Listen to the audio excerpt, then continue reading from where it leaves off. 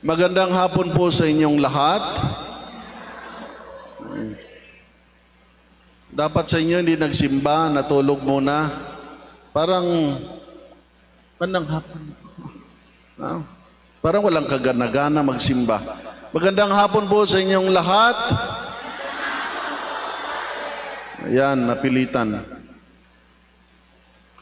Meron tayong kasabihan na mga Pilipino.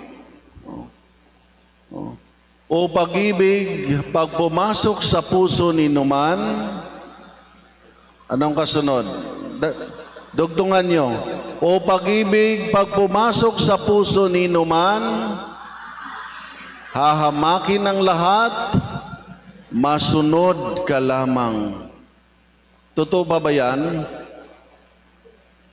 Meron ding kanta, sabi nung kanta, lonely is the man without love.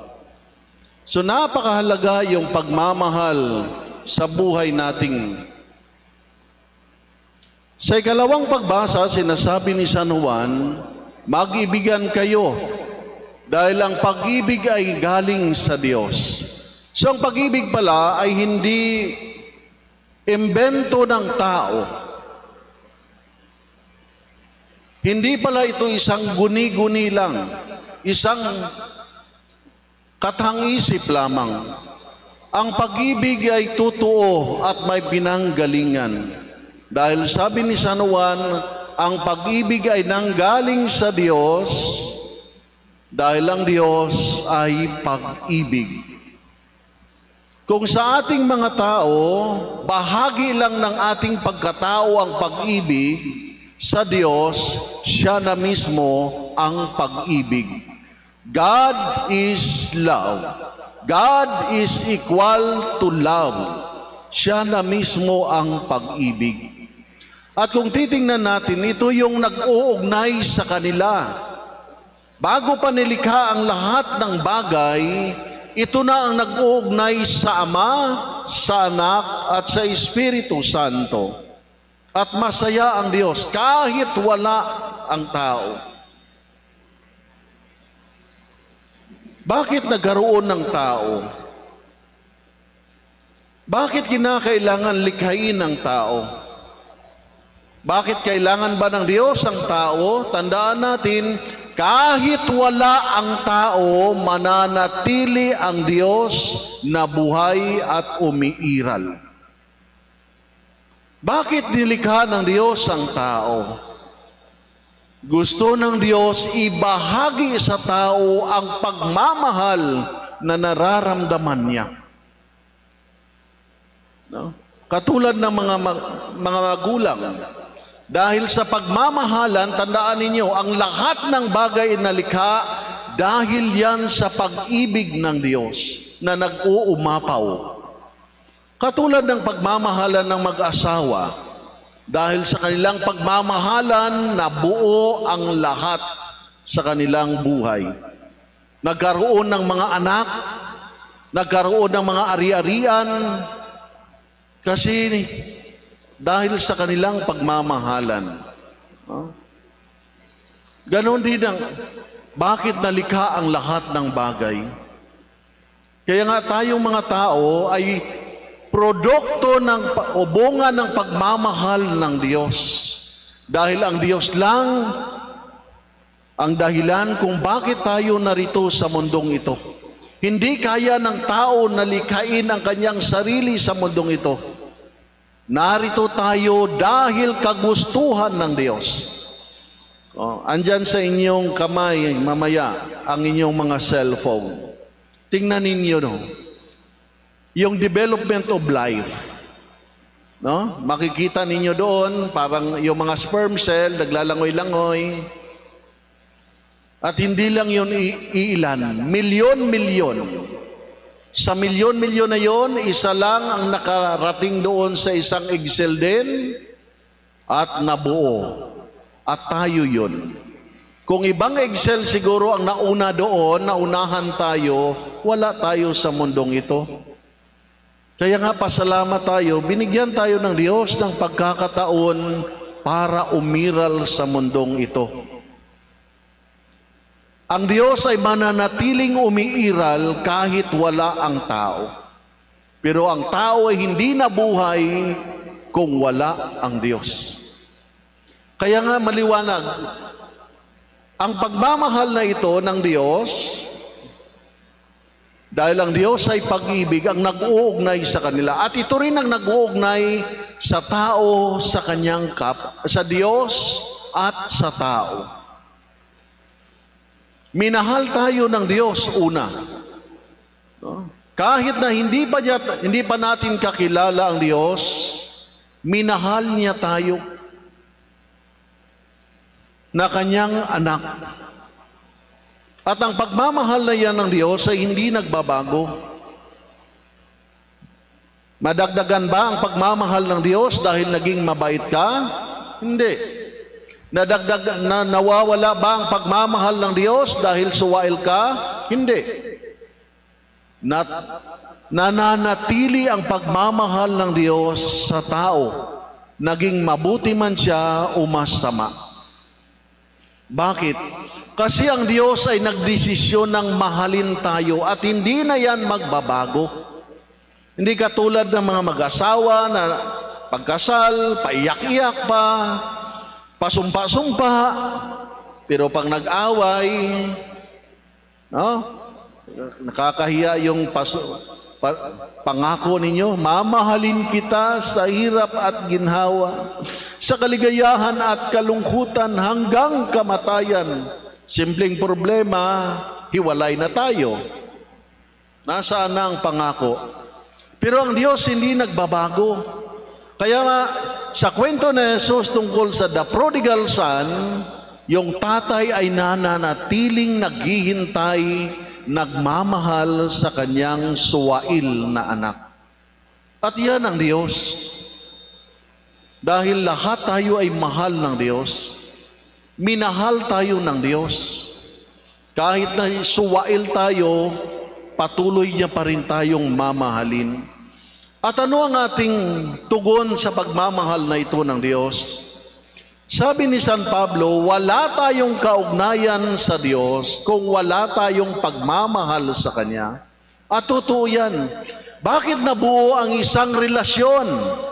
Bakit kayo nag-asawa? Bakit kayo nag-asawa? No? Yan, ngayon palang nag-isip eh. Bakit nga ba, no? O bakit kayo nag-asawa? Hindi ba dahil gusto ninyong magmahal, mahalin ng isang tao, at the same time, mamahalin ka rin? Hindi ba aring ikaw lang ang nagmamahal, pagkatapos hindi ka niya mahal? Malabo yan. Kahit gaano mo siya kamahal, hindi ka naman pinapansin, walang mangyari. Kaya nga, para magkaroon ng ugnayan, ng relasyon, mahalin mo siya at mahalin ka rin niya in return. Yan. Kaya nga, ganun din tayo sa Diyos. Minahal tayo ng Diyos, pero hindi tayo pipilitin ng Diyos na mahalin natin siya. Binigyan niya tayo ng kalayaan para malaya nating mahalin siya. Malaya nating yakapin ang Diyos. Kaya, yan ang nag-uugnay sa atin. Pagmamahal ng Diyos, no, na minahal niya ang tao. At ito rin ang nag-uugnay sa tao, ang pagmamahal na ito, kung ito ang nag-uugnay sa Ama, sa Anak, at sa Espiritu Santo, at nag-uugnay sa Diyos at sa tao, ito rin ang nag-uugnay sa tao sa kanyang kapwa. Kaya nga ano ang sabi ni Jesus? Mag-ibigan kayo, gaya ng pag-ibig ko sa inyo. At napakaganda ang sinabi ni Jesus dito sa ating Ebanghelyo. Sabi niya, kung paanong iniibig ako ng Ama, gayon din naman iniibig ko kayo. Kasi nag-uumapaw ang pagmamahal ng Ama kay Jesus at tanggap na tanggap ito, ramdam na ramdam ito ni Jesus ang pagmamahal na ito. Kaya nga, capable siya na mahalin tayo. Hanggang kahit sa krus. Nung kami nag-aaral pa ng philosophy, meron kaming psychologist doon sa aming seminaryo para tumulong sa aming formation. At sabi niya, kung hindi mo naranasan na mahalin ka ng iyong mga magulang at pamilya, balang araw, hindi mo yan maibibigay sa iba. Kaya nga, kinakailangan maranasan natin ang pagmamahal. Sabi ko kanina, no, ang tao ay bunga ng pagmamahal ng Diyos. At ang tao rin ay bunga ng pagmamahal ng kanyang kapwa, ng ating mga magulang. Kaya nga dapat maliwanag yan lagi sa atin. Ang mga anak ay bunga ng pagmamahalan ng mga magulang. Pero sa ating kapanahunan, hindi lahat totoo. Kasi sabi nga nila ngayon, gahibla ang pagitan ng love at lust, ng tunay na pagmamahal at kalaswaan lamang. Kaya nga tingnan mo kung kalaswaan lang, kahalayan lang. Anong nangyayari? Oh, meron naman akong kondom dito. Pag hindi nadala sa kondom, pag nabuo, palaglag mo yan. Pag hindi nalaglag, iiwan kung kani-kanino. Ganyan ang nangyayari sa napakaraming mga bata ngayon dahil hindi bunga ng pagmamahal, kahalayan lang. Yan, sabi nila may 3 uri ng pagmamahal. Unang uri ng pagmamahal, yung tinatawag na apparent love. Sinasabing pagmamahal pero hindi totoong pagmamahal. Pagmamahal ng mga salawahan, mapagkunwari, mapagsamantala. Mamahalin kita dahil may kukunin ako sa iyo. Pag wala na, goodbye. At yan ang nangyayari sa karamihan ngayon, sa maraming ngayon. Mahal kita, pero pag nakuha ng ang gusto sa iyo, nasaan na? Wala na. Hindi tunay na pagmamahal. Kaya nga dapat maingat tayo, lalo na kayo mga magulang, nariyan kayo tagapag-akay ng inyong mga anak. Akayin ninyo sila sa tama. Dito ipinapakita na Jesus, sabi niya, kung paanong iniibig ako ng Ama. Kaya nga napakahalaga yung pagmamahal ng mga magulang na naramdaman ng kanilang mga anak. Bakit maraming mga anak, bata pa, nag-aasawa na, o bata pa, nabuntis na? Isa sa mga dahilan ay dahil hindi nila natatagpuan ang pagmamahal na hinahanap nila sa mga magulang. At totoo yan. Ang mga anak ay naghahanap yan kung paano ang mga magulang, ang mga mag-asawa, kaya sila nag-asawa dahil gusto nilang mahalin sila at magmahal. Gayon din ang mga anak, naghahanap ng kalinga at pagmamahal sa mga magulang. Kaya nga kapag masaya pa ang mga anak sa kanilang mga magulang, kung natatagpuan nila ang pagmamahal na hinahanap nila sa kanilang mga magulang, hindi nila yan hahanapin sa labas. Pero kapag hindi na nila ito matatagpuan, hahanapin nila doon sa labas ng tahanan. At doon maraming mapagkunwari, na kunwari ibibigay ang hinahanap mong pagmamahal, pero kapag nakuha niya na ang gusto niya, iiwanan ka na. At yan ang nangyayari. Kaya nga mga magulang, makinig. Pag hindi na mahanap ng mga anak ang pagmamahal sa loob ng inyong tahanan, huwag mo siyang sisihin kung hahanapin niya sa kalabas. Ako natutuwa ko sa aking mga kapatid. 10 kaming buhay, 12 kaming magkakapatid. Ngayon, ako na mismo nagagalit sa kanila, hoy, matanda na kayo, patanda tayo ng patanda. Yung isang kapatid ko, 33 years old na, nurse sa Germany, hindi pa nag-aasawa. Sabi ko, kasi masaya siya sa aming mga magkapatid, sa kanyang mga pamangkin. Nararamdaman niya ang pagmamahal. Nararamdaman namin, lalo na ngayon na wala na ang aming mga magulang, ang suporta namin sa isa't isa. Ang pagtutulungan namin. Araw-araw, nag-uusap. Kinakamusta ang bawat isa. Pero kapag hindi na makikita ng mga anak ang pagmamahal sa kanilang mga magulang, sa kanilang pamilya, maghahanap yan ng iba. Kaya nga, challenge yan sa inyong mga magulang. At sinabi ni Jesus, sabi niya, walang pag-ibig na higit pa sa pag-ibig ng isang taong nag-aalay ng kanyang buhay para sa kanyang kaibigan. Sa pag-ibig, merong 2 tao lagi na involved. Yung the lover, yung nagmamahal, at beloved, yung minamahal. At laging iniisip ng nagmamahal, hindi ang kanyang sarili. Ang laging iniisip ng taong nagmamahal ay yung kanyang minamahal.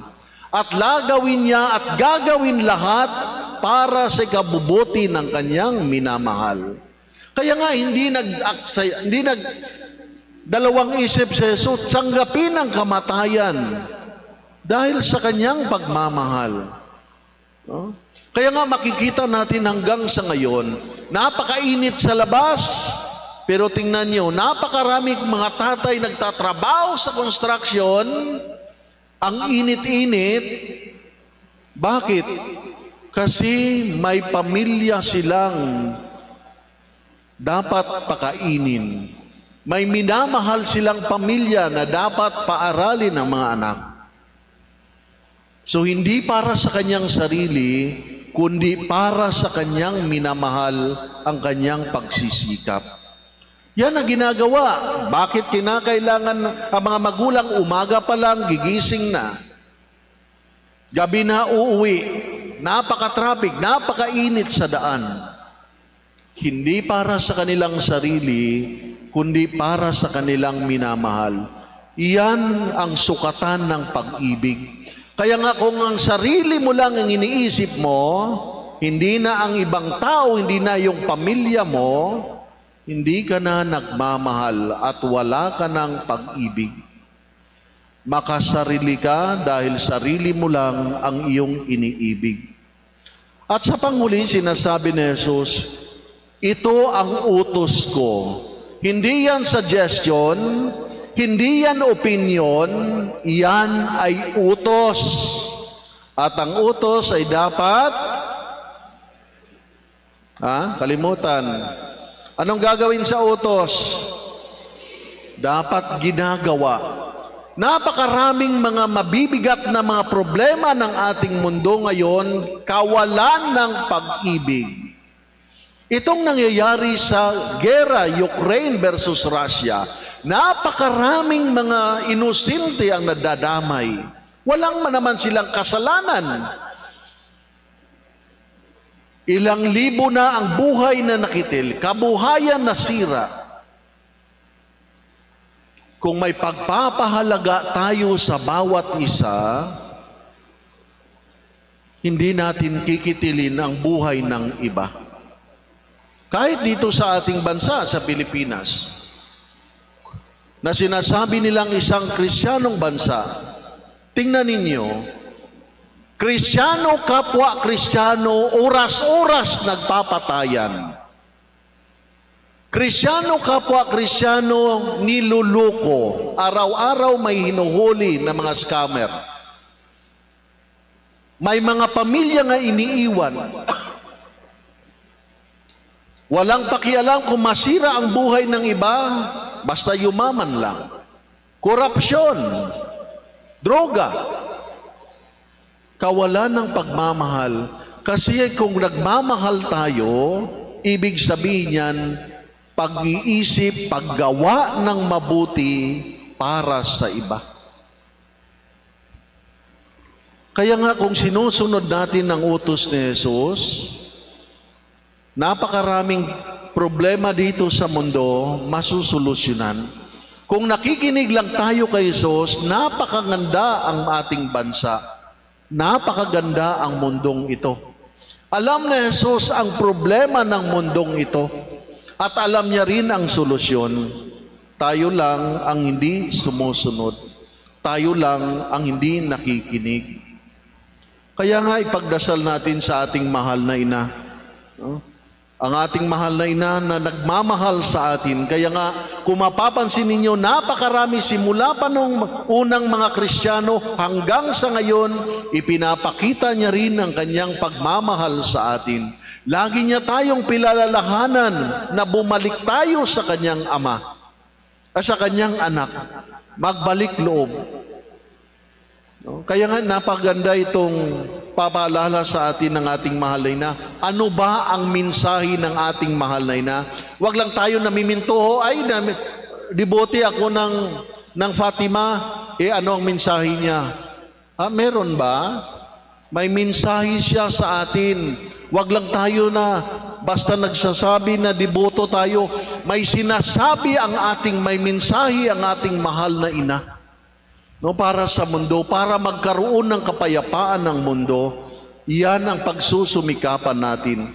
At ipagdasal natin na nawa tulungan niya tayong ipagdasal sa kanyang anak, na masunod natin ang mga turo ng kanyang anak, na mahalin natin ang ating kapwa, katulad ng pagmamahal ni Jesus sa atin.